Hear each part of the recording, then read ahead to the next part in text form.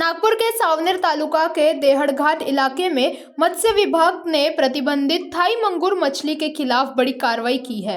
21 और 22 अगस्त को चलाए गए विशेष अभियान में शेत तालाबों से करीब 70 टन जिंदा मंगूर मछली बरामद कर वैज्ञानिक तरीके से नष्ट किया गया।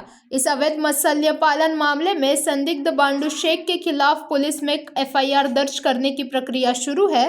विभाग के अनुसार पिछले 3 महीनों में नागपुर जिले में 150 टन से ज्यादा मंगूर मछली नष्ट की जा चुकी है। अधिकारियों ने कहा कि ये कार्रवाई जैव विविधता और नागरिकों के स्वास्थ्य की सुरक्षा के लिए जरूरी है। नागपूर जिल्ह्यातील सावनेर तालुक्यातील डोहानघाट या गावामध्ये अवैध मागूर माशाचे संवर्धन होत असल्याचे आम्हाला कळले।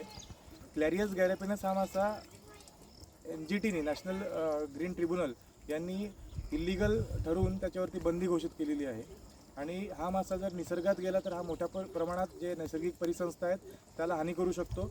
तसेच या माशांमुळे हा अतिशय शुल्क दरात निर्माण होत असल्यामुळे याचं मत्स्य संवर्धन खूप स्वस्त असल्याने जे इतर चांगले मत्स्य संवर्धक आहेत जे पंगेशियस किंवा तिलापिया इत्यादी प्रजातीचे मत्स्य संवर्धन करतात त्यांच्या दरावरती मोठा यांना लॉस याच्यापासून होतो किंवा मार्केटमध्ये त्यांना योग्य दर भेटत नाही। क्लॅरियस गॅरेपिनस ही जी प्रजाती आहे हे भारत देशातील नसून 1960च्या दरम्यान ही प्रजाती भारत देशामध्ये अवैध पद्धतीने आली, म्हणजे लोकांमार्फत आणण्यात आली व त्याचा प्रसार मोठ्या प्रमाणात झाला।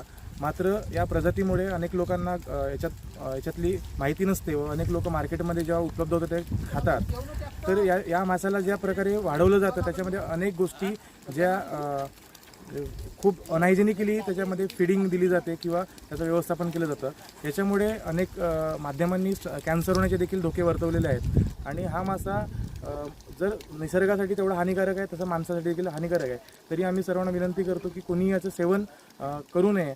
अनेकदा अवैधरित्या लपून छपून मार्गाने हा बाजारात विक्री केला जातो।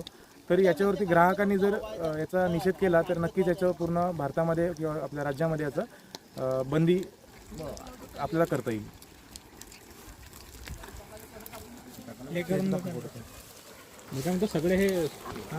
सगळे येऊन जाईल खाली